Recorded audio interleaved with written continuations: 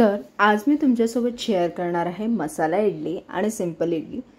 तर वेळ न घालवता आपण रेसिपीला सुरुवात करूया। तुम्हाला ही रेसिपी खूपच आवडली तर नक्कीच लाईक करा, शेअर करा, सबस्क्राइब करा आणि कमेंट करून मला नक्कीच सांगा।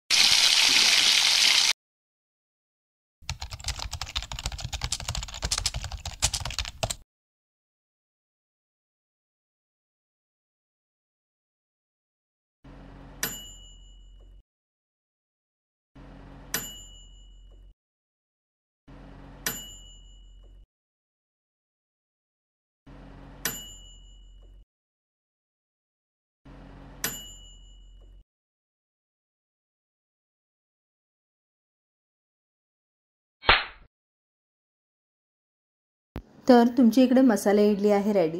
ही दिसायला पण खूप सुंदर दिसते, खायला सुद्धा छान लागते। तर तुम्हाला ही रेसिपी खूप आवडली तर नक्कीच लाईक करा, शेअर करा, सबस्क्राइब करा।